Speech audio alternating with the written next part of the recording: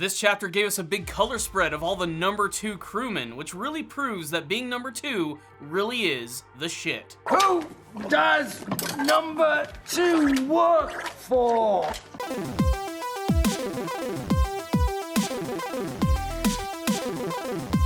Powerful Nerdcast assemble! Stay dandy, baby. Greetings, my fellow Nakama. One Piece chapter 1031 is here to give you a big, fat helping of pirate goodness. Before we jump into today's chapter, I would like to ask all of you, if you're not subscribed to my channel, what the hell is wrong with you? Why are you not subscribed? Check out my content. It's pretty amazing. I release it on a weekly basis. You like One Piece? I got that stuff. Check it out. You like Boruto? It's all over the channel. You like Kimetsu no Yaiba Demon Slayer? I'll get to it eventually. The point is, subscribe to the channel. I got lots of cool stuff. If you are already subscribed, make sure you're hitting that bell notification icon. It's real easy to click. It'll let you know when all my videos are released. Really cool stuff there. Oh, and there's that whole like button thing.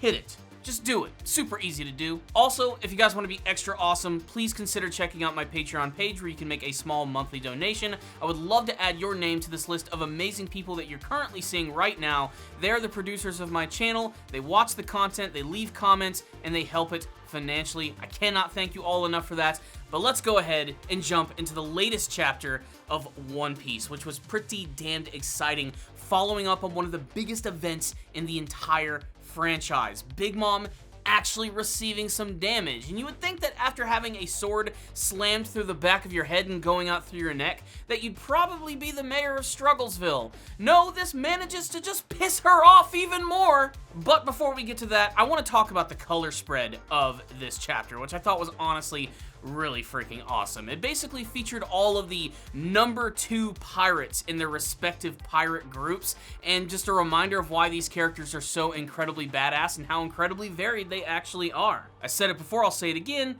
being number 2 really is the shit. And let's get to the meat of this chapter, and this was certainly a meaty chapter with a lot of crazy things going on. First, let's talk about that Big Mom event. Like I said, she somehow survived the attack against Law and Kid after they used their awakened devil fruits for the very first time. And she's just like a freaking serial killer. You knock her down, she just gets back up even more pissed off than before, utilizing her signature ability to suck away the life force of Kaido's men to make her even more powerful, but then utilizing an ability which basically just makes her almost impossible to defeat. She can actually consume her very own life force. In fact, she takes 1 year of her lifespan, consumes it, and suddenly Big Mom just became Bigger Mom. She's a brick house, she's mighty, and she's got fire in her eyes, and she is ready to throw down with Law and Kid. What's really cool about this scene is that she at least acknowledges their strength, declaring that she will never be dethroned. But of course, Law and Kid, now knowing that they have their awakened devil fruits, are ready to throw down with the Big Mama. This was one of the most visually striking scenes of this entire chapter, just the overall look of Big Mom getting even bigger and more crazy looking. But I also love the fact that she was able to take a little bit of this life force and imbue it in all of the metal around her, transforming them into various homies. And that makes me wonder, is Kid actually going to be able to control the metal homies, or are they going to be under the control of Big Mom? Something to think about. We also finally get our answers to what's going on with that whole Drake and Scratchman Apu situation, if they're actually going to form an alliance, and hell no, it's not gonna happen. Drake wants nothing to do with Apu, and they continue to fight one another until suddenly Yamato just bursts into the room like the fucking Kool-Aid Man and starts attacking Drake. But of course, he reminds her that no, he's no longer a part of the Beast Pirates, and she suddenly starts to run away again before being chased by the Numbers. And we actually get some names for them in this chapter. One of them, who goes by the name of Fuga, is ordered by Apu to chase down Yamato. And this scene is really important, not just because it looks really awesome because there's giant monsters just running around kaiju style, fucking up everything, but the fact is, when she actually hears the name Fuga, she actually has this little question mark bubble appear above her head as if she's a little shocked at hearing this, and that's because I have a personal theory about these 3 specific numbers. I actually believe that they are the samurai who were locked up with her in the past who gave her her food. Essentially, these 3 prisoners were experimented on and transformed into monsters. I think she has a history with these characters, otherwise her reacting to the name of Fuga wouldn't have been so significant in this chapter. Just an interesting little theory which may or may not happen, but it's honestly a pretty cool prospect. I also love how the last couple of chapters have been building up to the fact that CP0 is here, they're starting to go on the move, and in this chapter we get to see that they're actively hunting down Nico Robin. Luckily, the Mink tribe is there to help save them and distract them a little bit, while Brook grabs onto Nico and jumps off into an abyss. What's really great about this scene, however, is again just establishing how mysterious and badass these CP0 guys are, showing that they are just a cut above all the other members that we've actually seen before, the ones who are wearing these masks. In particular, that one with the bowler hat, he uses the Soru technique to basically sort of teleport and move away real quick, and that's all we get of them, just a small taste.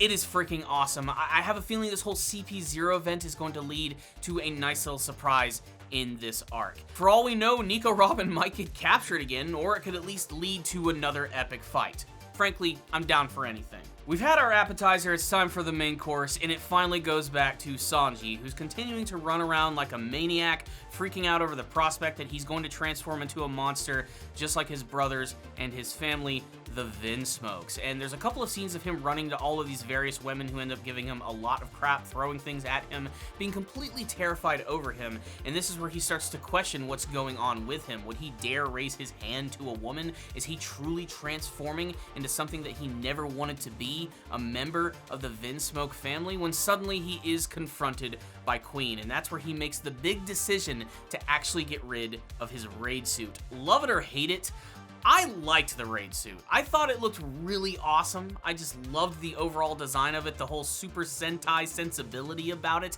but I can understand why they're getting rid of it. We're so used to seeing Sanji the way he is, and to go through such a drastic transformation this close to the end of the series is a little weird, but it's also symbolic, showing that he's able to get rid of this and not having to rely on it, although it means very little when he's actually manifesting these abilities. Essentially, he's using the abilities of the suit, but he simply doesn't have it anymore. The scene, however, does serve as a massive middle finger to Queen, essentially not allowing him to take advantage of this technology or study it for himself, as Sanji prepares for his final battle with him.